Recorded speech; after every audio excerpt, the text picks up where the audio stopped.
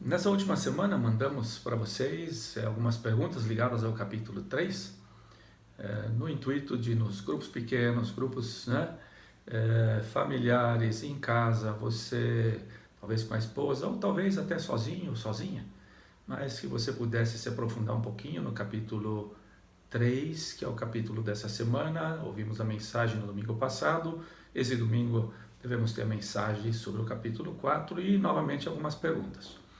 A princípio isso deve funcionar assim, nesse período no qual nós estamos um pouco mais isolados. Lá para frente, daí vamos ver, né?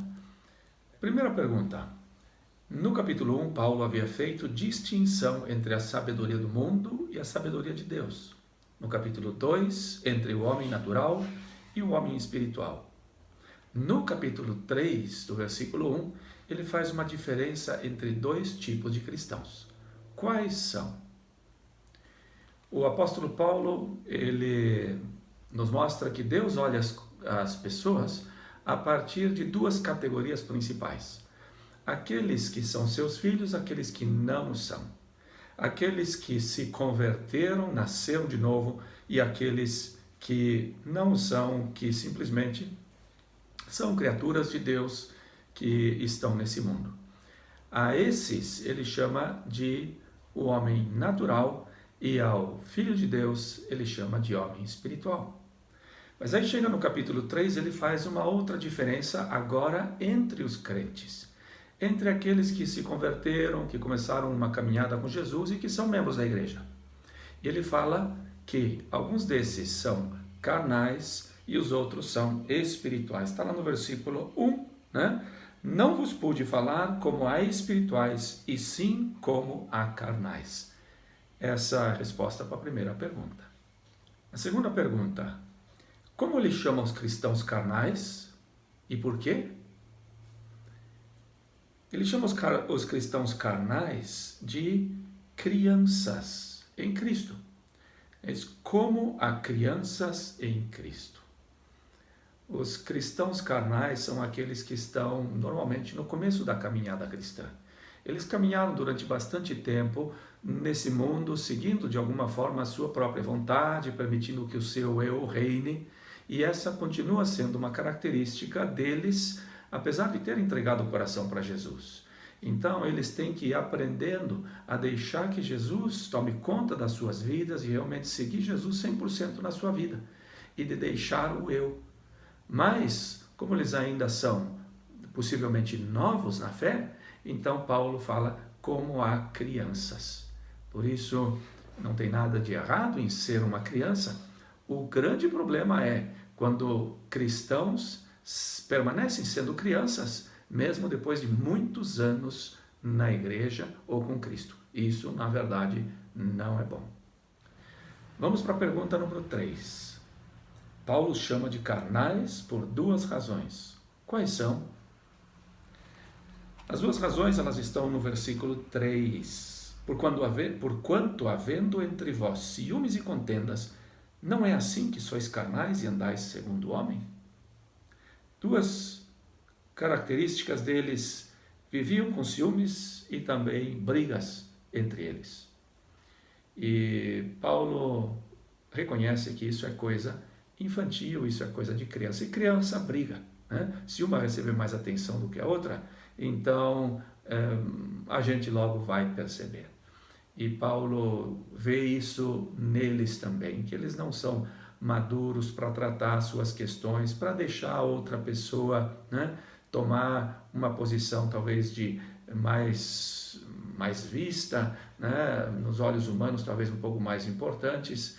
Eles estão concorrendo entre eles, e esse é o problema que os coríntios enfrentam. Vamos para a pergunta número 4. Para a reflexão, ser carnal é agir como as pessoas do mundo. Versículo 3 e 4. Em que áreas você está sendo carnal e precisa mudar? Você está crescendo? Essa é uma pergunta pessoal, onde cada um precisa analisar e ver como é que, em que áreas eu ainda estou agindo como na minha vida passada. Coisas que não deveriam mais fazer parte da vida cristã, mas que ainda estão ali. Se você é uma pessoa nascida de novo, você não vai querer deixar essas coisas na tua vida. Você vai querer deixar a tua vida bonita para que o Senhor Jesus, o nosso Deus, se agrade da tua vida. As obras da carne, Paulo fala em Gálatas capítulo 5, do versículo 19, fala quais são essas. Fala prostituição, impureza, lascívia, idolatria, feitiçaria, inimizades, porfias, ciúmes, iras, discórdias, dissensões, facções, invejas, bebedices, glutonarias e coisas semelhantes a estas, a respeito das quais eu vos declaro, como já outrora vos preveni, que não herdarão o reino de Deus os que tais coisas praticam. Paulo fala que essas são as obras da carne, é isso que vem naturalmente no ser humano natural. Agora ele também reconhece e vê que o ser humano espiritual, o homem espiritual, não pode estar vivendo nessas práticas. Essas são práticas que nós precisamos deixar. Por isso é tão importante nós continuarmos crescendo. Não podemos estar estagnados pensando que ir para o culto, né? Ler a Bíblia de vez em quando, fazer uma oração de vez em quando, isso é vida cristã. Vida cristã tem a ver com a santificação. Eu vou me tornando cada vez mais parecido com Jesus, sendo alguém espiritual e não carnal. Pergunta de número 5. Para as crianças, leia Juízes, do capítulo 13 ao 16, e ajude as crianças a verem como Sansão, um homem escolhido por Deus, terminou mal por seguir a carne. É claro que eram muitos capítulos, não sei se você conseguiu ler ali com as crianças, né? Tudo mais, contar a história, é interessante ver que Sansão teve um nascimento anunciado, na verdade, por um anjo. Escolhido desde o ventre da mãe.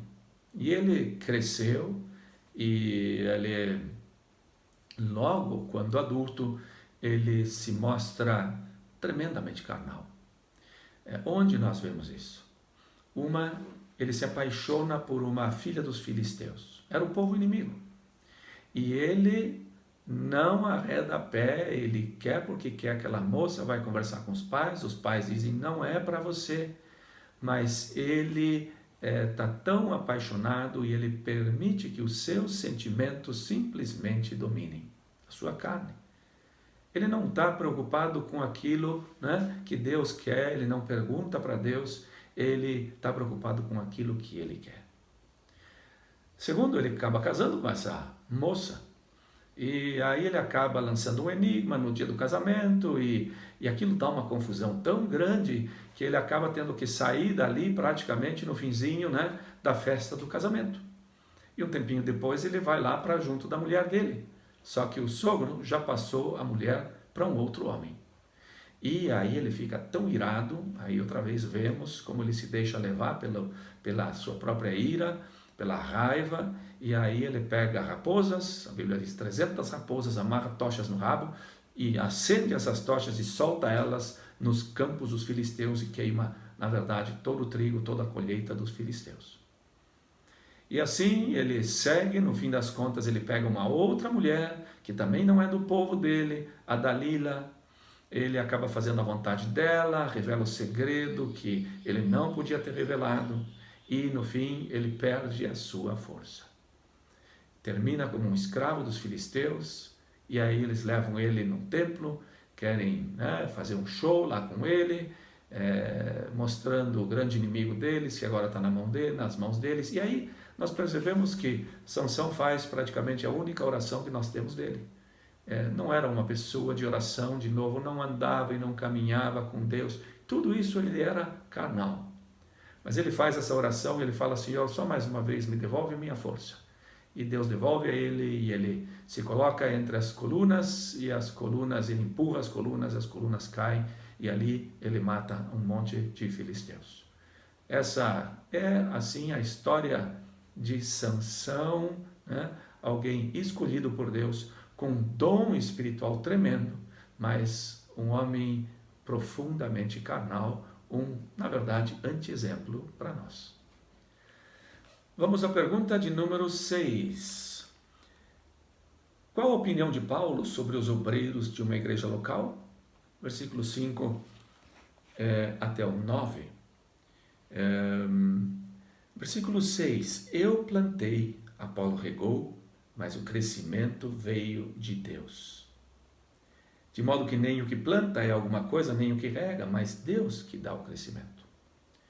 Paulo fala que nessa lavoura de Deus, ele agora coloca nessa metáfora da lavoura de Deus, ali tem homens que Deus escolhe e capacita. Um planta, o outro rega. Mas o que é mais importante é o crescimento, que é o que Deus dá. Então, os coríntios eles estavam colocando os seus olhos e, de certa forma, o seu coração em alguns desses líderes, e Paulo diz, não, quem somos na verdade nós? Importante é Deus quem dá o crescimento. Um pouquinho para frente ele vai dizer, porque de Deus somos cooperadores, lavoura de Deus, edifício de Deus, sois vós.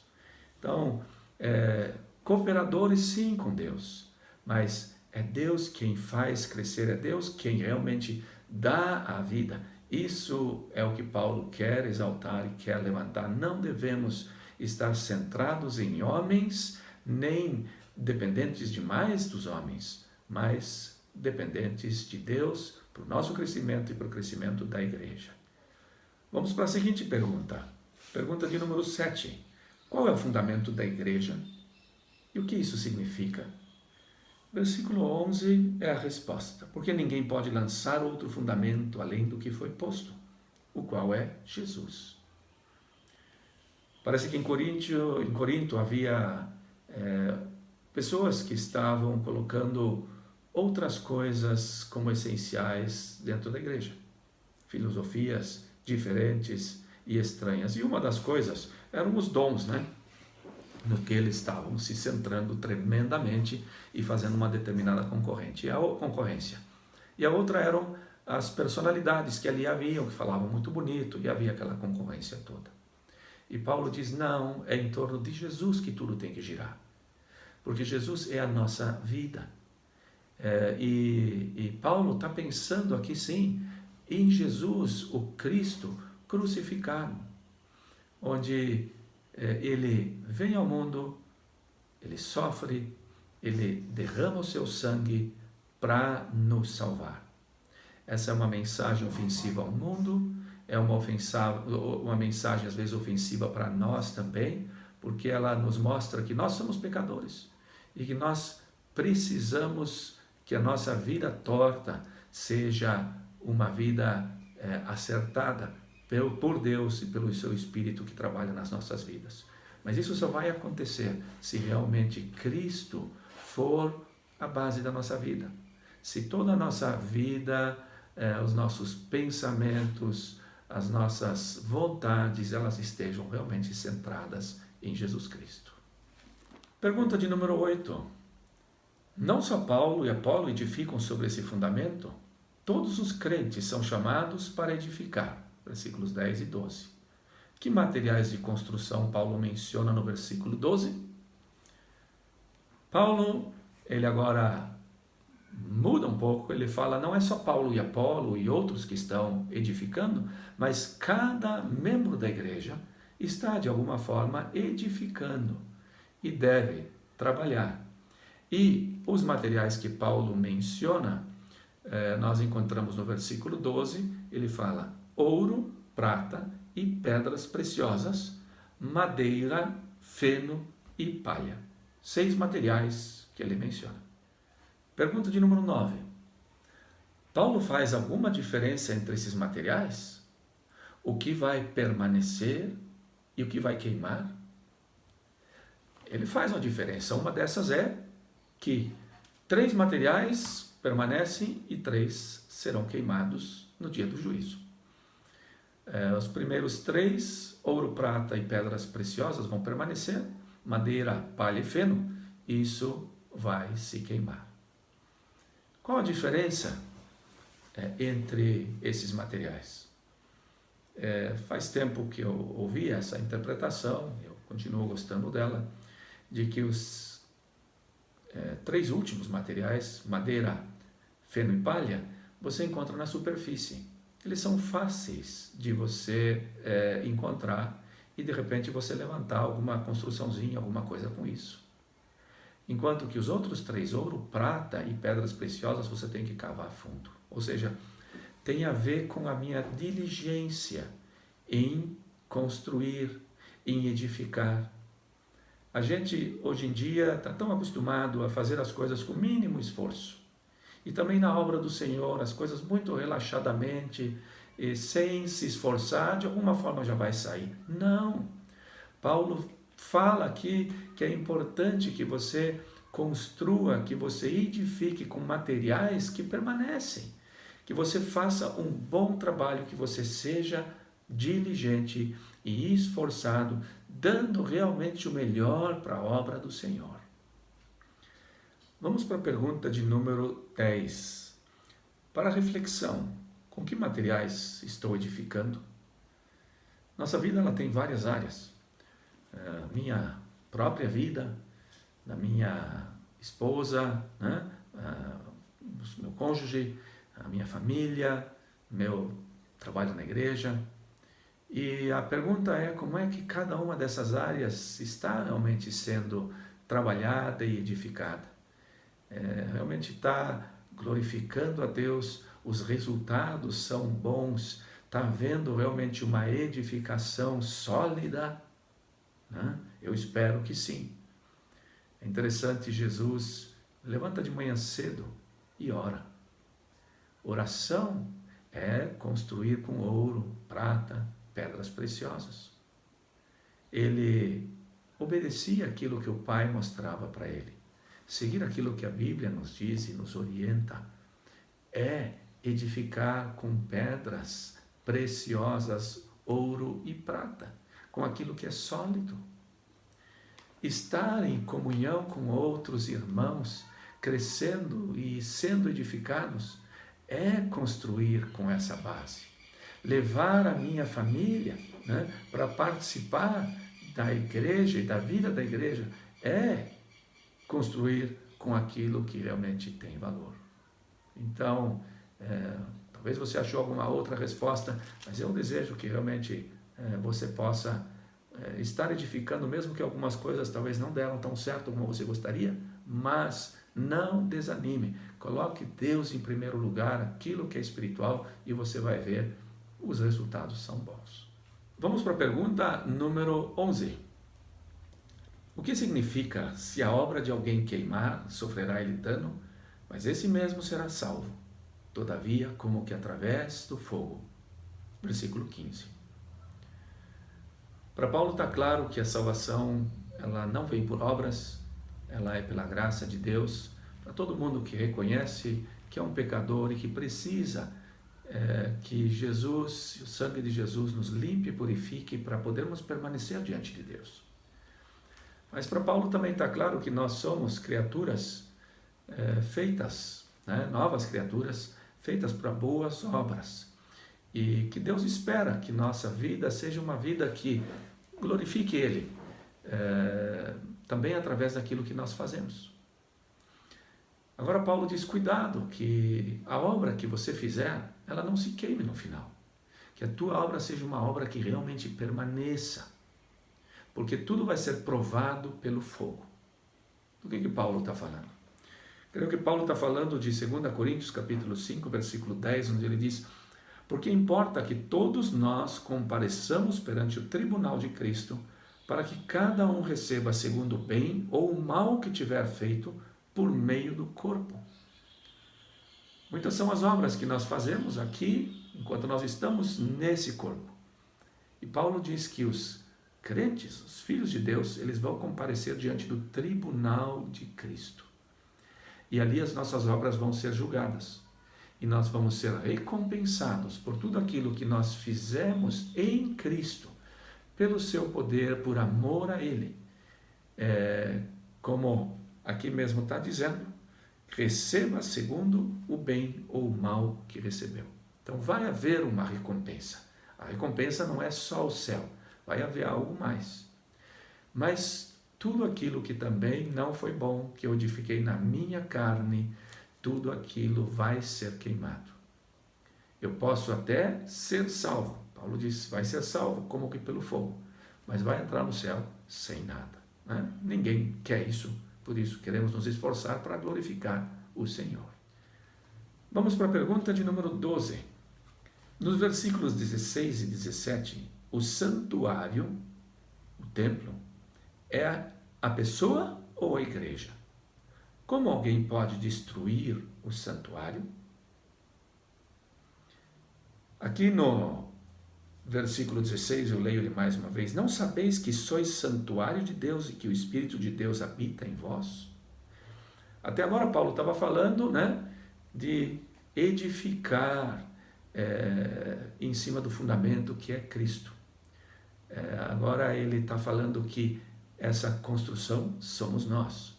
Que cada um de nós é um templo. Por quê? Porque é o templo da morada do Espírito Santo. Então, essa é a resposta, é a pessoa, que no caso o santuário, e não a igreja. E Paulo então adverte, quem destruir esse santuário de Deus vai ser destruído.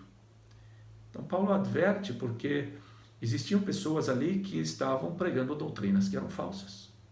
Isso pode destruir a vida de um irmão.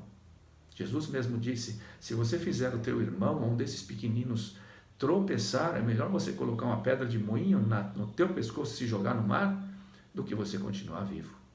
Tão sério é para Deus eu ser de tropeço, causar qualquer coisa que de alguma forma possa prejudicar um dos irmãos da igreja, né? Alguém que está ali, que é amado por Jesus Cristo. Por isso nós precisamos cuidar muito, precisamos edificar, ajudar as pessoas a se levantar, a crescer, a se desenvolver, a amar o Senhor, se firmar na sua palavra. Essa é a nossa tarefa. Falar mal, não. Ficar criticando de uma forma destrutiva, também não. Tudo isso, né, vai ter as suas consequências e é importante nós vermos com que seriedade o apóstolo Paulo está falando. E diz, porque o santuário de Deus, que sois vós, é sagrado. Para Deus, a vida do meu irmão e da minha irmã é muito sagrado e muito especial. Vamos para a última pergunta, de número 13. Você consegue resumir em uma frase o ponto central dos versículos 18 a 23? São vários versículos, talvez não seja tão fácil. Mas o que é importante aqui é que eles deveriam abrir os olhos para ver quanta riqueza eles tinham através de Cristo, e que Cristo tinha e havia colocado na igreja, no mundo, e também no presente e no futuro. O pensamento está aqui. Portanto, ninguém se gloria nos homens, porque tudo é vosso. Seja Paulo, seja Apolo, seja Cefas, seja o mundo, seja a vida, seja a morte, sejam as coisas presentes, sejam as futuras, tudo é vosso, e vós de Cristo, e Cristo de Deus. O que aconteceu foi que os coríntios eles estavam se concentrando em certa personalidade, certo homem, certo líder, e brigando por causa disso. Paulo diz, gente, vejam, vocês são tão ricos, vocês têm vários líderes. Paulo, por exemplo, era um excelente professor, Apolo, um excelente orador, Cefas era um excelente testemunhador e contador de histórias, e assim talvez outros. Eles tinham uma riqueza de líderes, mas estavam se apegando somente a um. Interessante isso para nós também. Mesmo na nossa igreja, nós temos uma variedade de pessoas hoje trabalhando dentro da igreja. Aproveite e pegue de cada um tudo aquilo que você puder aprender. Não se concentre somente em um. Mas Paulo não para por ali, ele continua dizendo, vocês são muito mais ricos do que isso. Seja também o mundo.